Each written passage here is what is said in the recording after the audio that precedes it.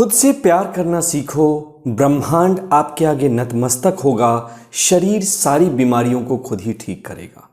क्योंकि प्रेम दुनिया का सबसे बड़ा मिरेकल है और प्रेम इस ब्रह्मांड की सबसे पावरफुल शक्ति है। दोस्तों, ये ब्रह्मांड ना खुशियों का खजाना है, रहस्यों का खजाना है और यही ब्रह्मांड, इसकी चाबी है हमारा सेल्फ लव या खुद से प्रेम करने की शक्ति। और प्रेम सबसे ज़रूरी है और आज ये वीडियो सिखाएगी कि आप खुद से कैसे प्यार कर सकते हैं। इस धरती पर इतनी नफरत, इतनी जिल्लत क्यों है? क्या आपको पता है? इसका एक ही कारण है कि हमारे अंदर प्रेम नहीं है। नफरत अंधेरे की तरह है जिसका कोई वजूद नहीं है। इसका एक ही वजूद है, ये लाइट की कमी है। उसी तरह से जो गुस्सा, नफरत, जीलसी जिसमें हम जलते रहते हैं, वो कोई वजूद नहीं रखती। ये सिर्फ हमारे अंदर प्रेम की कमी है। और जैसा कि निकोला टेस्ला साहब ने कहा था कि इंसान के अंदर आज इतनी नफरत है कि उन नफरत को अगर बिजली में बदल दिया जाए ना, तो पूरी दुनिया की इलेक्ट्रिसिटी की प्रॉब्लम हमेशा के लिए खत्म हो जाएगी। और दोस्तों, ये प्रेम सबसे बड़ी इकाई है। रिसर्च ये कहता है, मेडिकल साइंस का, कि जब हम खुद से प्यार करने लगते हैं, ऑटोमेटिकली हमारे शरीर की इम्यूनिटी बढ़ने लगती है और तो और शरीर के सारे अंग प्रत्यंग होम्योस्टैसिस में चले जाते हैं और एपिजेनेटिक्स के सहारे जो पॉजिटिव बटन्स हैं जो हमें हील करते हैं, हेल्दी रखते हैं, वो प्रेस हो जाते हैं। परिवार में देखो, जब तक प्रेम है ना, तब तक परिवार के लोग ही साथ रह पाएंगे। या फिर ये कहें कि जब तक हमारे अंदर प्रेम है, जिसके लिए हमारे अंदर प्रेम है, वही हमारा परिवार है। उसी तरह से ये दुनिया ना प्रेम से ही चलता है। और जब आप अपने अंदर प्रेम पैदा करते हैं ना, तो ही आप किसी और को प्रेम कर सकेंगे। इसलिए आज हमारे रिश्ते इतने छिछले होते हैं या किसी काम में हमें मन नहीं लगता। इसका रीज़न क्या है? क्योंकि हमारे अंदर प्रेम नहीं है और जो हमारे पास है ही नहीं, हम वो दूसरों को देंगे कैसे? इसलिए इस वीडियो को ज़रूर देखिएगा पूरे ध्यान से। दोस्तों, मेरा उद्देश्य है ना कि मैं मिस्टिसिज्म और साइंस के वो टॉपिक लाऊं जिसे ज़्यादातर लोग टच नहीं करते, या टच भी करते हैं तो गहराई से नहीं जाते, और जो इंसान की ज़िंदगी को बदल देते हैं। पहली की है खुद से प्यार करने की, you are a masterpiece and a work in progress. दोस्तों, आपने अक्सर देखा होगा कि स्कूल के बाद बच्चा वो सब्जेक्ट सीखना छोड़ देता है। एक मेरे दोस्त थे, टाइपराइटिंग, कंप्यूटर की प्रैक्टिस करते थे, लेकिन जैसे उनका जॉब लगा, उन्होंने उस काम की प्रैक्टिस छोड़ दी। हम ऐसा मानते हैं कि सीखने की ज़रूरत सिर्फ इसलिए है ताकि हम बेहतर करियर पा सकें, पैसा कमा सकें, लेकिन ऐसा नहीं। कई बार हम अपनी ज़िद के कारण आगे नहीं बढ़ पाते। लेकिन याद रखिएगा, ब्रह्मांड उसी से प्यार करता है जो नित्य बदलने को तैयार है। आप एक मास्टरपीस भी हैं। आप जैसे खुद को स्वीकार करें डेफिनेटली, लेकिन you are also a work in progress. आप एक अधूरे प्रोजेक्ट भी हैं। मुझे जो सबसे बेस्ट एडवाइस मेरे मेंटर ने दिया था, वो ये दिया था। मैं उनके पास गया था कन्फ्यूज़न में, थीसिस भी करनी है, ये काम भी करना है, प्रैक्टिकल्स भी करने हैं, जर्नल भी लिखना है, क्या करूं, किस प्रोजेक्ट को पहले दूं? उन्होंने कहा, तुम्हारा सबसे बड़ा प्रोजेक्ट वो इंसान है जिसे तुम मिरर में देख रहे हो, तुम खुद सीखना ना रोकना। तुम एक अधूरे प्रोजेक्ट हो और हर रोज खुद पे काम करो, अपनी वाइब्रेशन पे, अपने माइंडसेट को और बेटर करो। हेल्थ को कैसे बेहतर कर सकते हैं, उन तरीकों को ढूंढो। इसके अलावा लगातार खुद पे काम करो और इसका असर ये नहीं पड़ेगा कि तुम्हारी ज़िंदगी बेहतर हो जाए या तुम्हें ज़्यादा पैसे मिलें, ये तो होगा ही, लेकिन उसका इंतज़ार ना करना। अपने आप देखना शुरू करेंगे कि आप अगर एफर्ट ले रहे हैं खुद को इम्प्रूव करने के लिए, खुद में इन्वेस्ट कर रहे हैं, इस एफर्ट के कारण, इस प्रयास के कारण ही आपका सम्मान अपनी आंखों में ही बढ़ जाएगा। और जब ये सम्मान बढ़ जाएगा ना, तो आपको खुद से ही प्यार हो जाएगा। इसलिए नहीं क्योंकि आप कहीं पहुंच गए, बल्कि इसलिए क्योंकि आप जीवन में सीरियस हैं और वो काम कर रहे हैं जो कि सबसे इंपॉर्टेंट है। और इसका इफेक्ट आपकी हेल्थ पर भी दिखेगा और आपके जीवन पर भी दिखेगा, क्योंकि सेल्फ लव मिरेकल की चाबी है। दोस्तों, अगर आप सच में प्रेम की शक्ति को जानना चाहते हैं, क्वांटम फील्ड को समझना चाहते हैं और ये सीखना चाहते हैं कि कैसे आप इसके सारे अपनी ज़िंदगी को बदल सकते हैं, तो मैं आपको इन्वाइट करता हूँ 3 घंटे के अपने लाइव वर्कशॉप में, जहां मैं आपको ये सारी कंसेप्ट्स डिटेल में समझा रहा हूँगा। इसका लिंक डिस्क्रिप्शन में है और कमेंट में भी मैंने पिन करके डाल दिया है। आप जाएं, ग्रुप में ज्वाइन हो जाएं और आपको वहां इंफॉर्मेशन मिल जाएगी।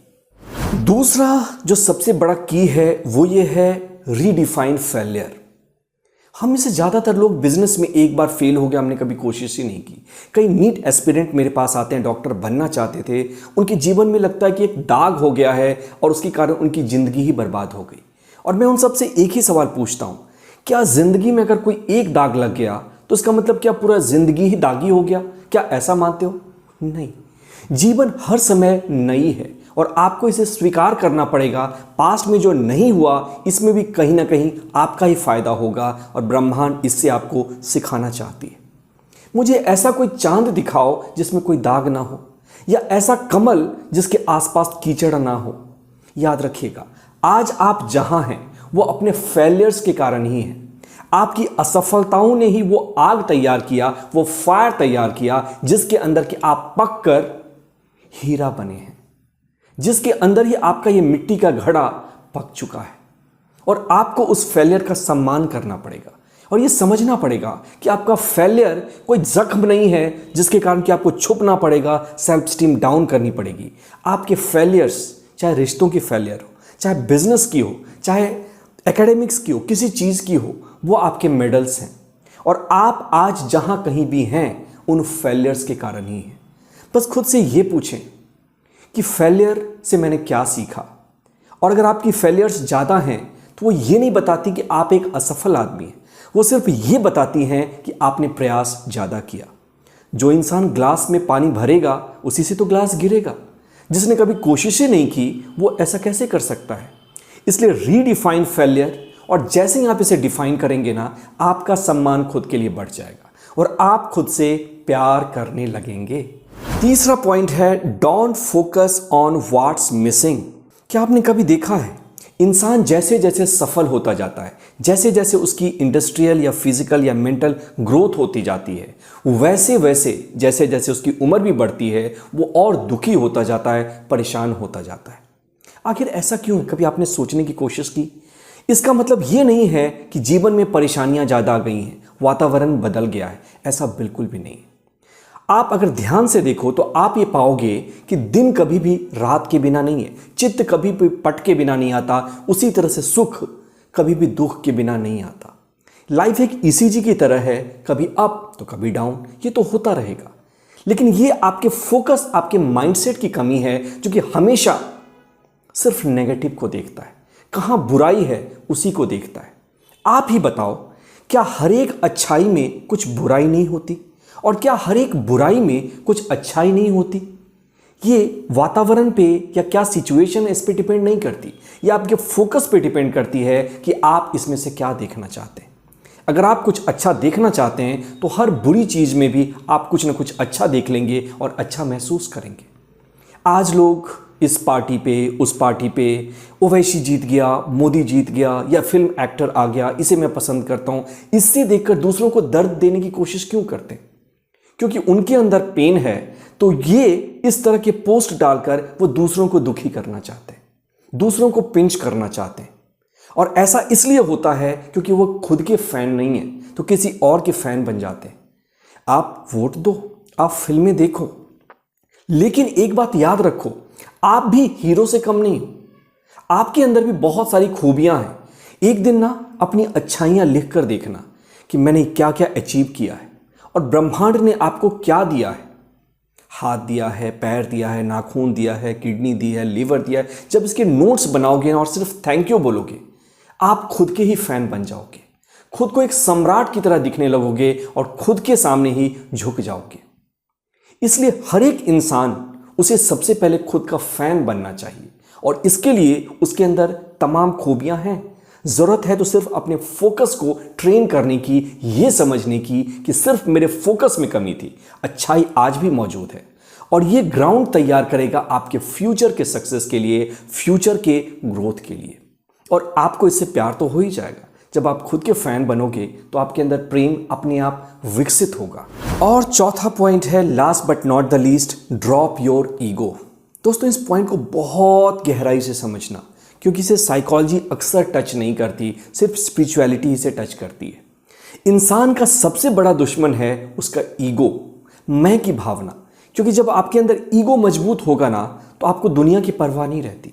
आप सिर्फ ये देखोगे कि मेरे में क्या है, क्या मिसिंग है, कैसे मैं खुद को बेहतर बना सकता हूं, वगैरह वगैरह। लेकिन इस ईगो का एक दूसरा रूप भी है। ये हमेशा अधूरा महसूस करता है, ये हमेशा इनकम्प्लीट महसूस करता है, ये हमेशा इंसान को इंसान से बांटता है।